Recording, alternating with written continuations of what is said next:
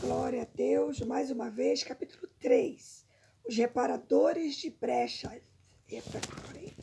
Preciso lhe contar que meu objetivo não é ensinar os grandes segredos a respeito das brechas espirituais, embora venhamos a entendê-los com certa profundidade.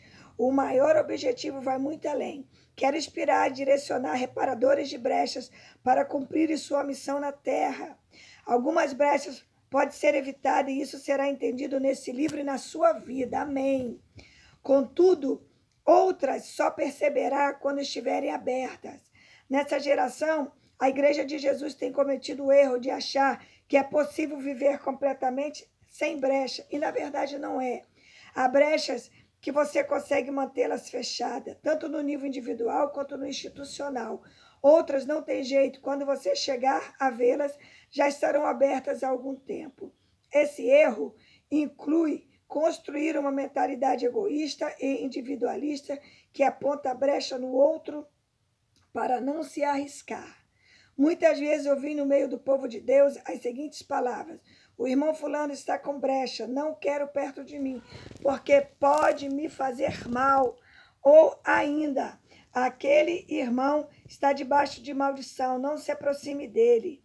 É neste ponto que deixamos de ser a igreja do Senhor Jesus, deixando de ser a expressão do amor cuidadoso e protetor dele.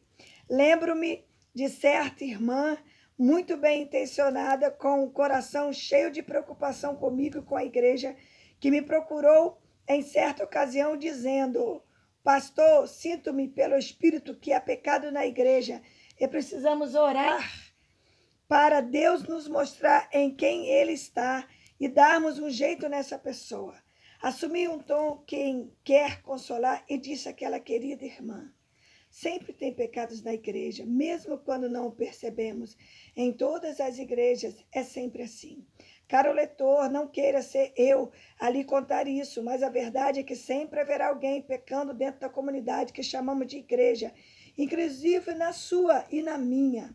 Naquela ocasião, expliquei para aquela amada irmã que o papel da igreja é justamente ser um instrumento de Deus para ajudar esse indivíduo em pecado e aceitar que isso é um problema para ele e fechar essa brecha. Como reparador, talvez até seja necessário tomar pancada para dar tempo e oportunidade para que essa pessoa consiga se consertar. Às vezes, ser igreja é justamente estar na brecha para que ela não seja invadida. Esse é o conceito de igreja como corpo e como cobertura espiritual. Esse é o conceito de oração intercessória. Quando Deus nos chama para sermos reparadores, não está incluindo no nosso chamado apontar o dedo para os pecadores, mas ajudá-los a se resolverem para fecharem a brecha. Já aconteceu mais de uma vez de alguém com o chamado de profeta, que flui no conjunto de dons espirituais que chamamos de ministério profético, me dizer algo como: pastor, o sofrimento que você está passando é retaliação por causa do pecado de alguém pelo qual está lutando espiritualmente. Nunca fui pego de surpresa por essa revelação, pois em todas as vezes soube que era exatamente esse o papel que estava desempenhando na vida de determinada pessoa, a de um reparador de brechas. Por favor, não atribua soberba às minhas palavras.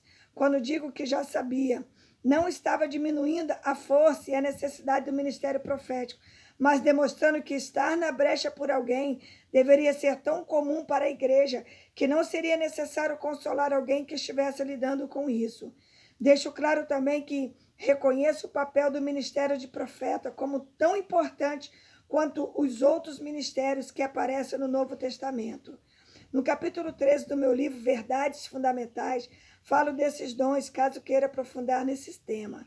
Preciso deixar isso claro, porque noto um mover das trevas em nosso tempo, colocando mestres e profetas um contra o outro. Se você é um profeta, por favor, não me interprete mal. Saiba que reconheço em você alguém que tem um chamado de Deus para confrontar a falta de santidade no seio da igreja.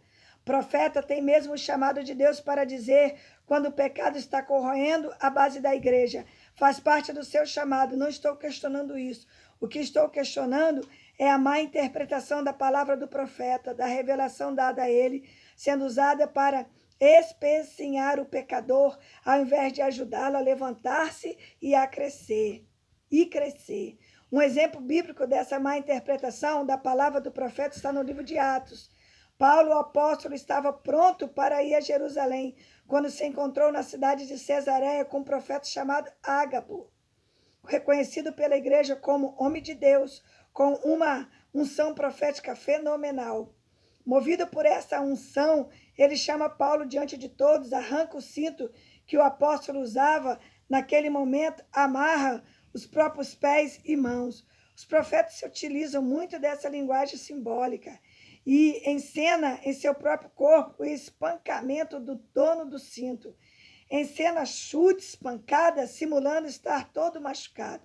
Então, finalmente, após toda a encenação, ainda no chão e amarrada com o cinto de Paulo, solta uma palavra profética, uma palavra que gelou o coração dos irmãos. Aliás, os profetas têm o dom de gelar o coração da gente.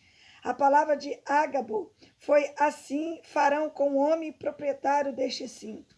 Naquele momento, todos no ambiente começaram a pensar que Paulo deveria abortar sua viagem missionária a Jerusalém. O próprio Ágabo, após acabar de entregar a profecia, devolveu o cinto para Paulo com um coração pesado e triste. Imagino que ele mesmo tenha se ajuntado a todos que viram a manifestação profética, concordando com eles. Imagino que depois de um longo silêncio, um deles diz: Paulo, você ouviu o que Deus falou? E Paulo respondeu: eu ouvi. E outro pergunta: você ouviu o que Deus falou para você não ir para Jerusalém? E Paulo contestou: não, não foi isso que Deus falou. A corajosa réplica de Paulo foi: Deus me disse que em Jerusalém me aguardam sofrimento, perseguição, tribulação, mas Deus me manda ir a Jerusalém. E é isso que vou fazer. Saber que vou ter sofrimento não é problema. Estou disposto, inclusive, a morrer por causa do meu Jesus e do Evangelho.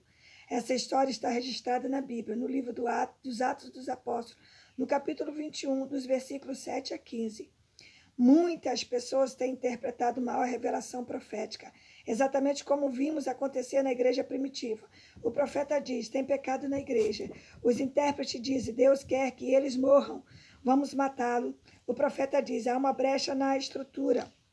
Os intérpretes dizem: Deus nos abandonou e permitiu o inimigo vir contra nós por causa dessa brecha. Vamos achar o culpado por ela e fazê-lo sofrer. Este livro pretende ser a voz de Deus ressoando para levantar reparadores de brecha. Isso é de suma importância, porque Satanás astutamente tem enganado a igreja. O diabo não está preocupado em que você descubra a existência da brecha. O que ele quer é que, ao encontrá-la, você a aumente, usando uma reação indevida. Quando um crente em Jesus, um intercessor, descobre a brecha na igreja, no meio do povo de Deus ou no ministério, é exatamente nesta hora que ele deveria perceber que Deus está procurando os reparadores. Deus procura gente que abra mão do moralismo, da religiosidade, das tradições, da instituição e até dos próprios complexos para entrar na brecha e talvez até tomar pancada enquanto faz isso. Talvez você esteja questionando que não é justo tomar pancada pelo pecado dos outros, mas considerando que faz parte do mesmo corpo, quem tomará as pancadas por seu irmão de você não tomar? E como ficará o corpo se ninguém aceitar sofrer para fechar essa brecha? E se sua alma egoísta estiver argumentando que quem quer deveria apanhar é aquele que pecou, lembre-se que Jesus sofreu, apanhou e morreu pelo pecado que você cometeu. Pois a vocês foi dado o privilégio de não apenas crer em Cristo, mas também de sofrer por ele, já que estão passando pelo mesmo combate que me viram enfrentar, e agora houve que ainda enfrento. Filipenses 1, 29 e 30. Agora me regozijo nos meus sofrimentos por vós, e preencho o que resta das aflições de Cristo na minha carne, a favor do seu corpo, que é a igreja. Colossenses 1, 24. Que o Senhor continue nos abençoando e nos guardando, em nome de Jesus.